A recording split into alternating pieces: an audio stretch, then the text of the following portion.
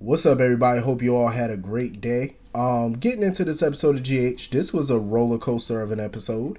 Um, Hot mess. It was all over the place. It was a big mess, just drama all over the place. Um, excuse me. But getting into it, I love the scene between Diane and Spencer. I enjoyed it. It's always a treasure to see the legal eagle, the Maverick, known as Diane. And you know what? Diane was, I love her. I love her bluntness with people when she's representing a potential client. She's very blunt. You know what I mean? She doesn't hold back how she really feels about people or a situation. And I loved it. She was as honest with Spencer as honest can get. You know what I mean? As honest as she can be. Like, she didn't pull no teeth with him. She didn't hold back, you know? Because he wants her to represent, he wants full custody of the baby. He wants her to represent him in that.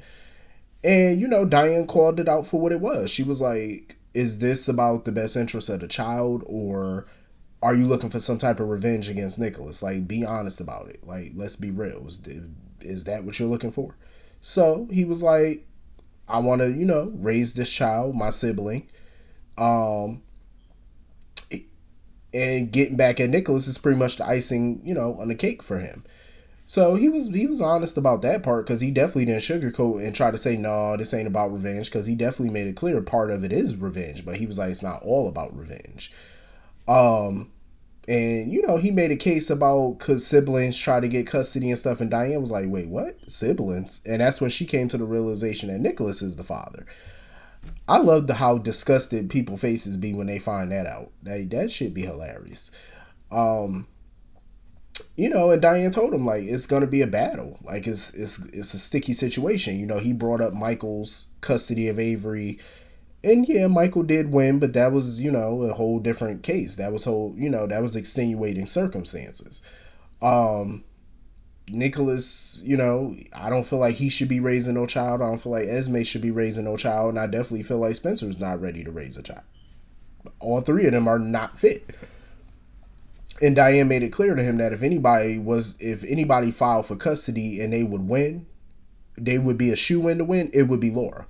She was like, Laura's honestly the one out of the family who would be a shoe-in to get full custody. She would be the better candidate at this point.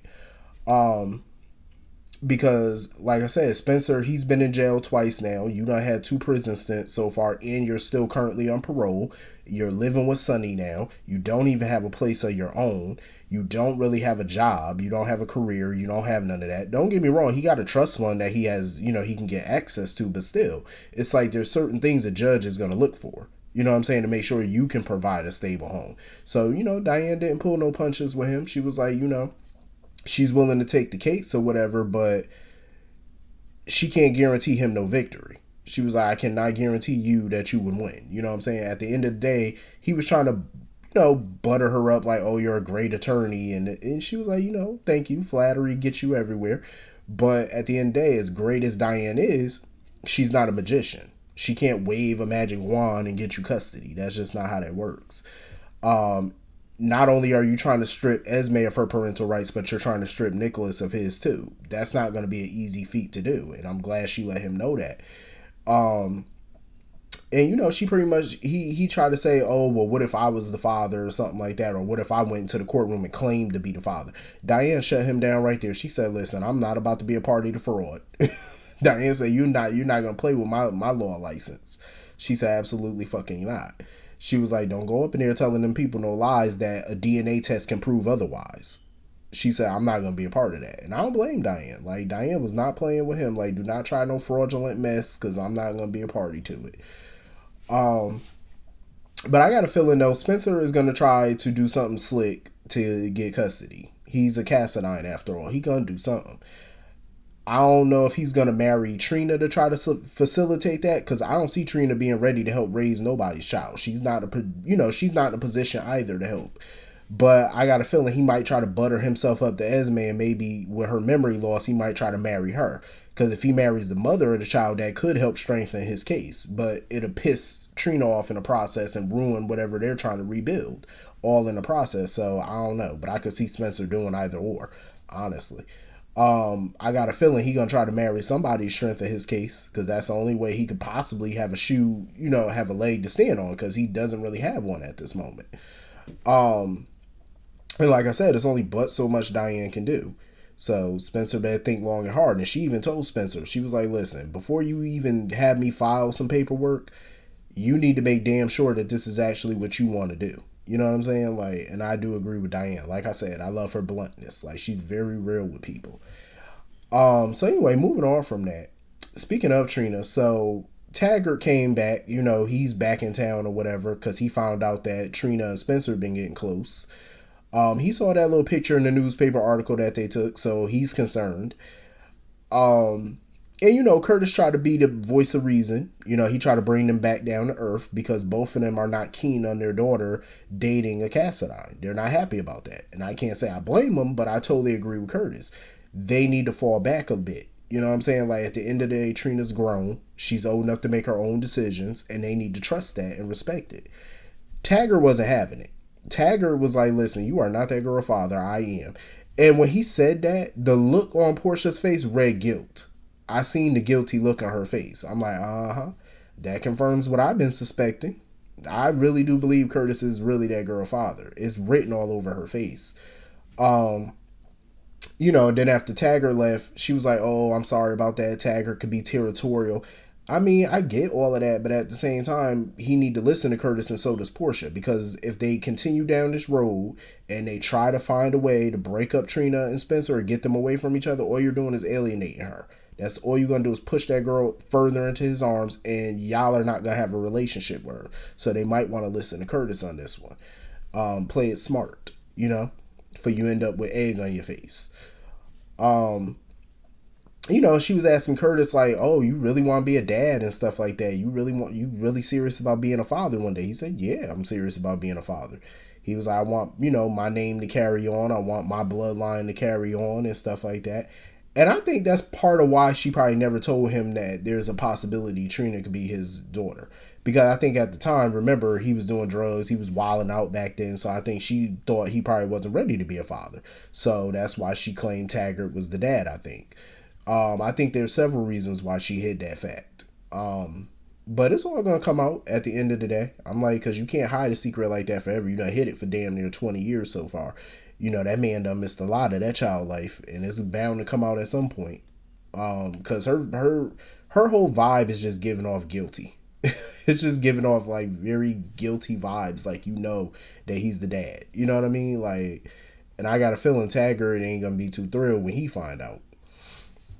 But all they gotta do is add up the dates. I mean, DNA, of course, but add it up. I mean, it makes sense.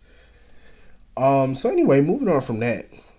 So Nicholas sitting here talking to Liz, reassuring her yet again. I'm like, Nicholas, don't nobody give a damn about your reassurances. I'm like, every time you say you got something under control, you don't, because you just land in more mess. Because he was telling her how, Demetrius had to play scrub clean and Victor knows about everything and he got the evidence in storage, to blackmail him with later.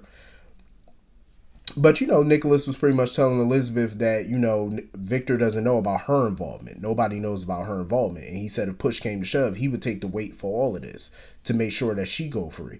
I don't know how much I believe that, because I don't trust Nicholas. Like, this version of Nicholas right now, how he's been moving lately, I don't trust him.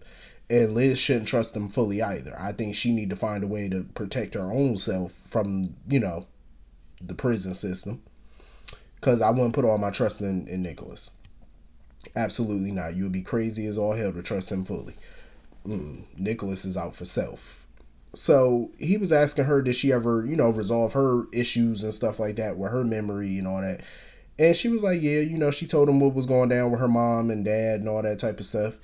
And she's hoping that Esme never recovers her memory, but she knows that, at some point she possibly could. And Nicholas assured her that that's not going to happen. I think Nicholas is definitely going to pull something to make sure that Esme don't remember nothing. Because it's in his best interest that she doesn't. Because everybody's concerned about where the hell she been all this time. And that's the last thing he needs is people finding that out. So I got a feeling Nicholas is going to do something drastic to make sure nobody, knows his secrets and make sure Esme is not a problem. So who knows? He might try to figure out a way to suppress her memories or something like that. But I feel like he about to put in some work to make sure that the memories don't pop up. So Laura went to go see Esme and whatnot. Went to go see Esme and, introduced herself as the mayor and also the grandmother of the child or whatever. And, she showed her pictures of Nicholas and Spencer and stuff like that. She was all happy and giddy when she saw the picture of Spencer.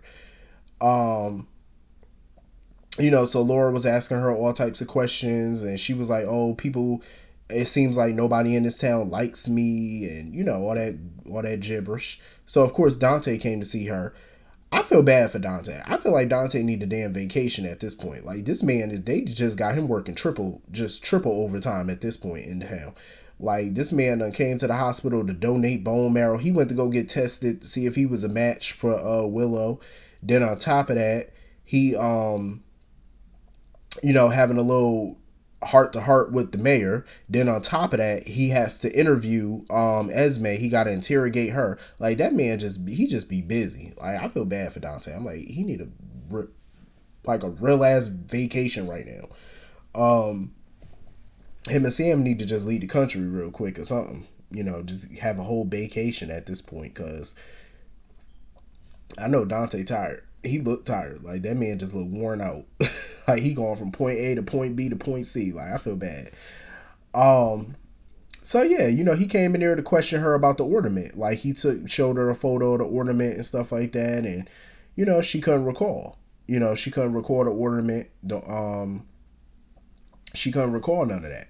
So he was like, here's my card. And, she pretty much refused to help him and refused to answer any more questions because she was like, I'm not going to help you build a case against me. I said, well, that's smart of you. I'm like, that's very brilliant of you. You know what I'm saying? Because that's exactly what he's trying to do. I don't blame him, He trying to find out where you were so he can eliminate you as a murder suspect, but at the same time, you're still going down. So, for other crimes. I don't trust Esme at this point. I don't know. I mean, a part of me feel like she could be telling the truth and she not, she can't really remember nothing. But you just never know with somebody like her. Like, she's a schemer. She could just be playing everybody very well, And Dante asked Laura that. He was like, do you think that she faking it? Because Laura wanted to know. She was like, how the hell are y'all going to prosecute a girl with no memory or nothing? How could you possibly prosecute? They going to find a way. Because he was like, they trying to move her away from the suspect list. They trying to check her off of the hook killer list because they don't believe that she did it. So, but as far as the other crimes she committed, he was like, yeah, we still going to get her for that. But I do agree with Laura. It's like, the girl ain't got no memory. So how you going to get her on that witness stand to talk about stuff that she don't remember? You can't really ask her questions because she don't recollect nothing. So I'm like, how you would have to get a therapist to see if she's even competent enough to stand trial. So that could push that back right there. So I don't know how they're going to figure that out. The only thing I could think of is you might have to call Kevin in to do a special consult on this. Or at least another therapist. Because I don't know if they would use Kevin, because I would think that's a conflict of interest. Him being, the mayor's husband and she pregnant with the mayor's grandchild. I mean, that's a hell of a conflict right there. So I don't know about that one. But they might have to use somebody. So anyway, moving on from that. Of course, Sonny wanted to get to the bottom of this mess with Carly, because he felt like Carly ass did this on purpose, her keeping the secret and all that, because he was like, Harmony told you that Willow was Nina's biological daughter. He said Harmony ass been dead for months, so that means you've known about this for months. So he pretty much called it out for what it was. He was like, yeah, your ass did this on purpose. He said you did this to get some type of revenge. So here come Drew. Oh, Carly was just trying to protect Willow. And Drew, shut your ass up, because you was on my good side at first because you held her to the fire. You know what I'm saying? He held Carly accountable for once, but now here you go back to defending her. Drew, shut up. Just stay out of it, Drew. You know what I'm saying? Because Sonny wanted to know how long Drew knew about it. Drew's like, oh, I just found out about it. I'm like, yeah, well, keep it that way. Mind your business. Like, what you sitting here defending her for? See, that's what I'm talking about. People only be mad at this girl for 2 minutes. I'm like, nah, fuck all that. Y'all need to hold her to the fire.